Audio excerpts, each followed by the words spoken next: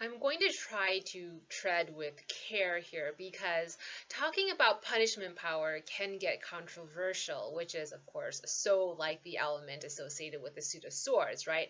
I mean, punishment power gets political, and that makes sense. The element air is associated with public affairs, social discourse. It can loop in governments and systems and institutions that involve citizens. So it's the hub of differing opinions, communications, and thus, of course, naturally it can get controversial. But there is no functioning civil society today that does not base the foundation of its government on the rule of law, on a legal system, on holding punishment power. At the national level, you need to wield punishment power to hold governmental sovereignty, right? Punishment power is instrumental, no, it's crucial to the sovereignty of a nation or political head. If you don't have the power to punish, then you don't possess sovereignty. As above, so below, as within, so without. How we understand national sovereignty is going to be the same code of principles we use to understand personal or individual sovereignty.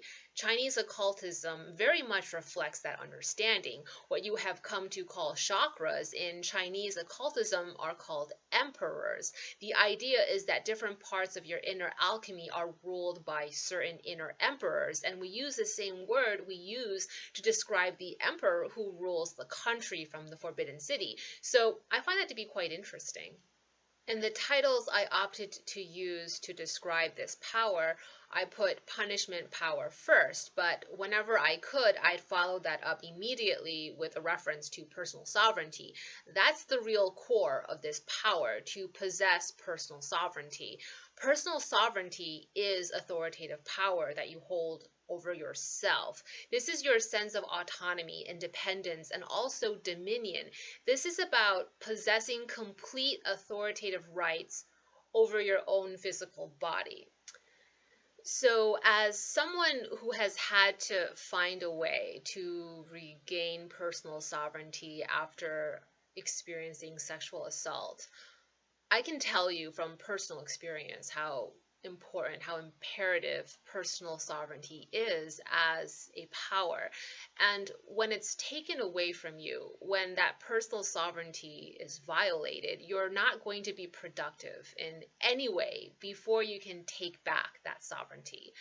And the swiftest way to do that, sort of the one-stop shop for regaining personal sovereignty, is no matter what those love and light people tell you, it's going to be through summoning the power of punishment. I'm just giving my opinion here, and so you definitely can take it or leave it. I'm not teaching you something. I'm just sharing something with you. If and when you've lost personal sovereignty, none of the other powers matter. Those who've experienced that loss of personal sovereignty, whether it's through abuse, a severe miscarriage of justice, or you've just been wronged in such a profound way that you don't even feel like you have any control over your own life and limb, well, the metaphysical implications of the element air, and specifically how the element air manifests in the tarot architecture, can offer a great deal of instruction on how to regain, how to seize back that personal sovereignty. Even when your exercise of punishment power on the metaphysical or occult scale comes back to bite you in the butt, I don't know. It doesn't even really matter because it was executed in a way where you wielded the power, and you know at least this time you did the pain to yourself, and that's fine because that's personal sovereignty, you know? You suck it up, you deal with it. What is intolerable is when pain is inflicted upon you without your consent. So here's all I'm saying, and it's pretty much the same thing I said in the very first video lecture of this course. Take a two-lane approach, always, both physical and metaphysical. Seek to exercise the power of punishment to return the balance of the scales of justice through legal channels, and work within the constructs of the legal system you pledge to abide by as a citizen. At the same time, support your physical, legal, proper measures with metaphysical reinforcement. Sometimes, yeah, that's exactly what I mean by punishment power for personal sovereignty. The legal system is still people. It's human. To be human is to err, and sometimes you need to seek divinity or spirit realms of justice to make sure that it is served, especially when justice is not being served on the physical plane. Now, just to be clear, there are many mundane yet effective ways to exercise punishment power. Speaking publicly about a wrong that you've experienced to get public opinion on your side is one form of regaining personal sovereignty. Don't stay silent. We think that if we stay silent about a grave injustice that we've experienced, what we're doing is, we're retaining what semblance of power we have left, right? But remember, the first step of shadow work for attaining power is to acknowledge you lost that power. So the true path to attaining power is first acknowledging powerlessness. It's identifying your lack mentality. That's why speaking up is so important. Speaking up can be counterintuitive, I know, and yet it's exactly what it takes to regain personal sovereignty. Speaking up is saying, hey, at that past moment, I didn't have any power, but now I do. Now I hold the power because I'm thrusting that demon into the open light. Maybe it's too late for justice on a specific individual case, and unfortunately, that's your case. That's, what's personal to you. But you can use that experience to seek social justice for the future generations to come, not keeping your silence. Come hell or high water, making sure you are heard, that your voice has an impact, a social impact, is also a powerful way to regain personal sovereignty, and that's through the manifestation of the power of air. Air is also the power of voice. And so the exercise of punishment power is also the exercise of your voice. Through your voice, you can absolutely regain that personal sovereignty. Remember, power equals force multiplied by displacement over time. To increase your power, you really need to increase force and displacement. Force is both physical and metaphysical force. So the physical is going to be based more on your specific goal that you've set for yourself. In terms of physical forces that you would write, maybe it's about setting a study schedule for yourself or being more vigilant in a pretty specific way about devoting resources to, say, marketing and branding. It could be a physical or emotional health goal, and this is about reducing your cholesterol levels or reducing your lowering your blood pressure. Maybe it's about curbing an addiction or a resolution about your diet. Maybe it's about developing an asset you can give away and be generous about. That way you can drum up more social capital. Now, the metaphysical force you need to raise is fueled by the element you're working with. So in terms of your personhood and your personal environment, you want to cultivate as much of that element summoned from inside of you and pulled from around you. You need both, from summoned within and also to have it available in your personal environment. It's a little bit like being a psychic vampire, where you're assembling around you as much energy as you can and then drawing from these pools of energy, absorbing it so you can raise more metaphysical force to cultivate power. The course guidebook recommends taking a multifaceted approach. So you're going to be accruing gemstones, burning incense, working with essences of Mother Nature that optimizes the element you're working with. Then when you go to cultivate the power associated with your major arcanum card, you have plenty of force to draw from. The more force, the more power. Displacement is your motivation, your movement, and is related to work that you do. How much work are you willing to invest into summoning this power? That's displacement. Remember the formula. Power is work over time, and work is measured by force times displacement. These are the formulas to keep in mind because they will regulate how you approach craft and how you approach your intentions and goal setting in terms of manifesting this particular power.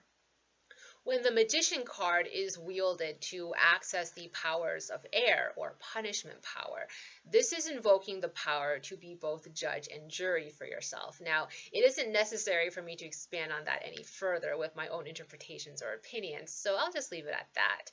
I will say that this is one of the more powerful cards to work with for achieving the penultimate of personal sovereignty.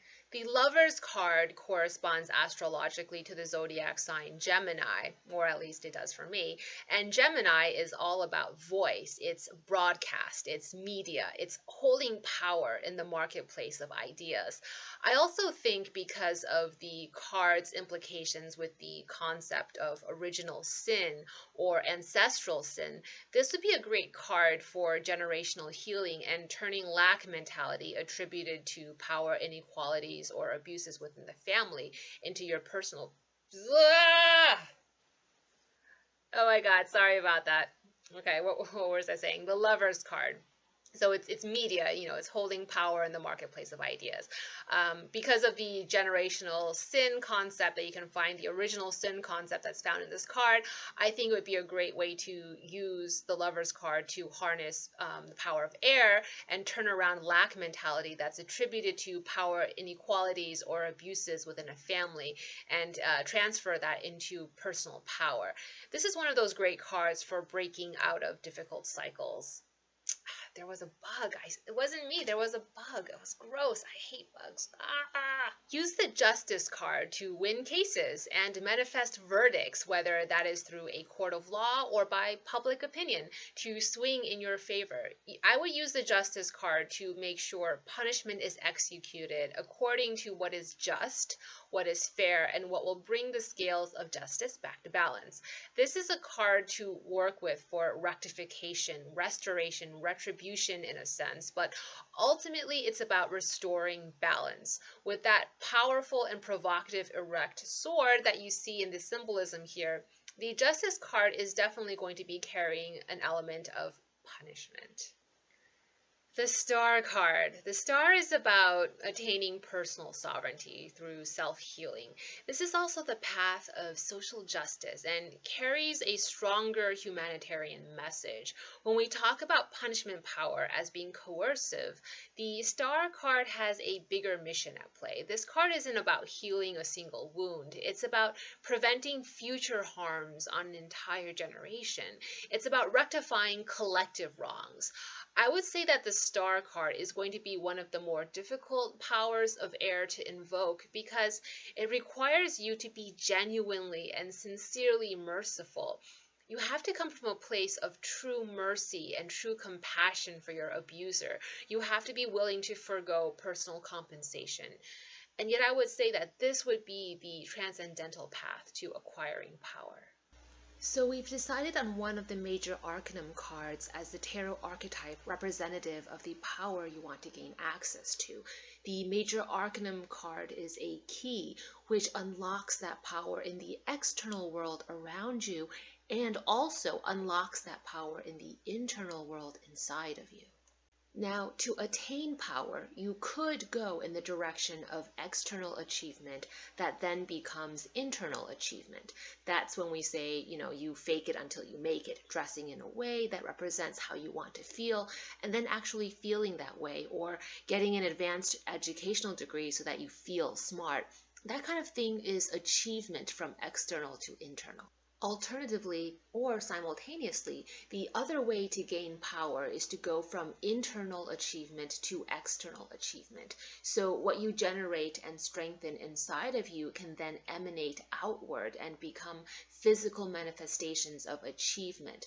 That's going to be strengthening certain facets of your personal chi energy or vitality so that it can manifest as a career promotion or financial gains or other specific features of the reservoir of power you're working on. This route from internal to external is the route you want to take if you lack physical resources in your environment or personal circumstances. Internal to external is manifestation. It's magic. It's owning up to the full potency of your own power. Now let's talk about the chakras that are the inner hubs of your reservoir of power. Strengthen your chi through these chakras and you strengthen the inner reservoir of power so that it has what it takes to become physical outer manifestations of achievement. Develop the inner power so that it can then transmute into and become outer power. Your reservoir of punishment power to regain personal sovereignty is sourced from the strength and vitality of your solar plexus and throat chakras combined. So to summon the power of punishment, the power of air, in a way that establishes and enforces your personal sovereignty, to harness that metaphysical air in a potent way, you need to have a very strong solar plexus and throat chakra. And you're going to want to attune those chakras to the air elemental cards in the major arcana. For the solar plexus hand mudra, one palm rests atop the other. Okay, so here's what I was taught, but sadly it kind of follows a conservative gender binary. Women were supposed to put the left hand on top of the right hand, and men were supposed to put the right hand on top of the left hand. Let's just leave it at this. Do what feels most comfortable for you. Strengthening the solar plexus chakra enhances personal power, the potency of the individual, and gives you much greater ability to make a difference or impact as an individual. For the throat chakra hand mudra, link your thumbs together and then splay out your other fingers. Then point the knot formed by your two thumbs close to your throat or voice box. Strengthening the throat chakra strengthens the intellect, your ability to express yourself, the ability to express your thoughts and ideas, all forms of social expression, and the power of persuasion. Here we also see the power of discourse, the power of social influence, and the power to make an impact on the mental state of others.